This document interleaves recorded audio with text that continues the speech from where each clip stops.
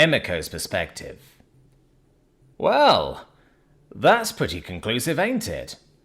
Observes the large security chief, gesturing up at the 30-meter monument carved into the sandstone cliff. That's a statue, on a deaf world.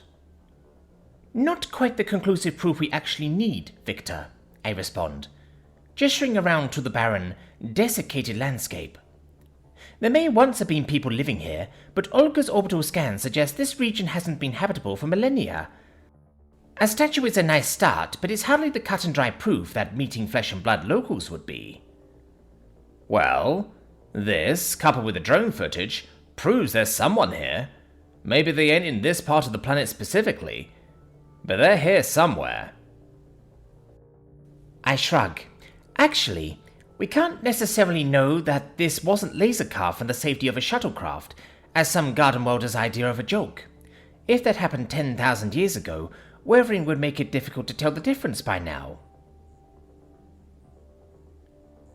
He cocks a copper eyebrow. Suppose they laser-carved the entire city buried under the sand down there too, did they? I smile. Victor, I think it's genuine. It's just my job to doubt. Plus, would you be satisfied to grab a quick scan of this and turn around to head home?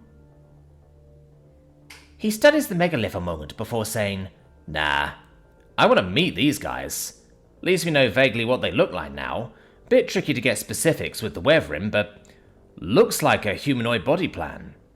Bimanuous, tridactyl hands, some sort of small facial protrusions, some sort of large cranial protrusions. Not necessarily, interjects Strick, a little too excited to have his expertise called on so early in the mission. His enormous nocturnal eyes are covered by heavily tinted goggles to protect against the blinding sunlight. He continues. Even if it is a depiction of the species, it's difficult to separate anatomy from adornment. Those protrusions on the face and cranium very well could be some kind of helmet or headdress. The apparent tridactyl could be some kind of gauntlets. There is some suggestion of articulation. It could be that the subject was originally sculpted wearing armor or similar. This statue may also represent some unreal thing imagined by its carvers, rather than being a direct self-portrait of their species. It could be a hybridization of components of animals its designers were familiar with. It could be fabricated wholesale. Lilith, the Venusian folklorist, saunters up to beside her Hulik's boyfriend and grins. Imagine the GU landing in an abandoned Egypt and trying to guess what humans look like by looking at the Sphinx. Speaking in a high, gravelly voice. The red-headed man sighs. Yeah, fair points. Well made. Just kinda wish we had a little more to go on right now. Sorta thought this statue would be more help, but you're right. It don't tell us anything we didn't already know, does it? There's people here somewhere. I give a light-hearted chuckle and answer. Victor, it's day 1. A little early to be dispirited, don't you think? We'll find them, I'm sure of it. At this point I catch sight of something in my peripheral vision and look to the sky. What I can see is 3 large creatures soaring lazily along together, not moving their membranous wings at all, at least that I can see. Not sentient, states Victor, looking at the same creatures. Scavengers, just checking out what's going on down here. Yes, I agree. They aren't moving the way they would if they were intelligent and recognize us as the same.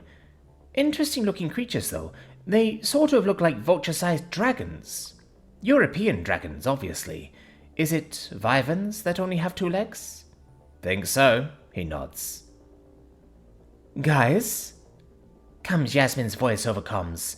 Come this way. I found something. She pings her location, and the group of us begin walking in her direction. We clamber down the side of the plateau, the path rough enough to make me glad of opting for slightly more practical dress than my usual. We come to the mouth of a cavern and walk inside. The space is illuminated by a spherical lantern lying in the middle of it. On a rock sits Samus, who gives a casual nod as we walk by her. The little linguist is stood looking at a wall, As we approach, she turns to us, a manic look in her eyes. "It's writing," she declares, pointing at the rock face. "Really?" queries Victor skeptically. "Just looks like a bunch of marks to me." "That's not what all writing is, Cuddles," grins Samus from her seat. "You know what I mean? Like, I can't recognize these as words. They look too straight to get any meaning out of." "It does rather look like an Amida lottery to me," I observe. "Well, lucky neither of you are the expedition linguist then, isn't it?" she answers, amused. "It's writing, I'm sure of it." "How can you tell?" I ask, curiously. A little feverishly, the woman raises a finger to trace the path of one of the vertical lines that run the height of the supposed text. "These look non-encoding to me.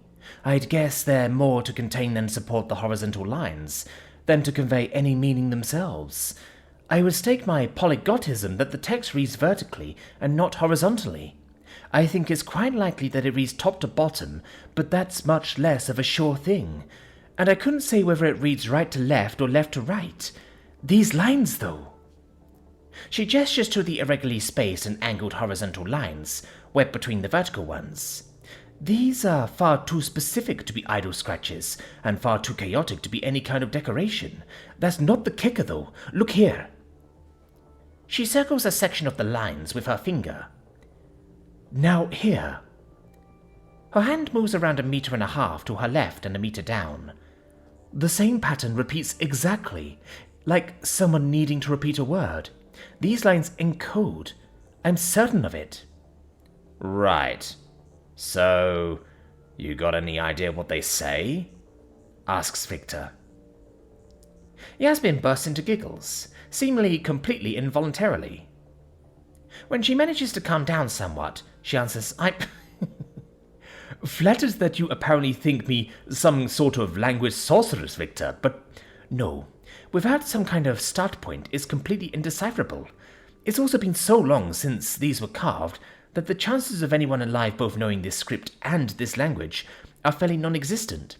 We would either need to discover a Rosetta Stone, preserving the same text in this language, and one known to living speakers, or we spend years reconstructing it from context alone.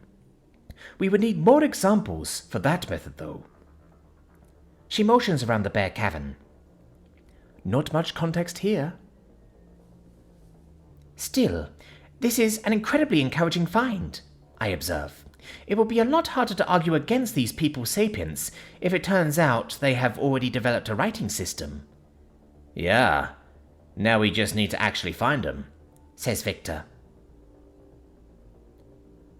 "Well, for that, I would say our best chance is to head north, get off this desertified peninsular subcontinent, and go to the main body of the supercontinent where there's still enough water to support an ecosystem. Does anyone have any objections to heading that way tomorrow?" No one objects. "All right then, let's do that," I smile.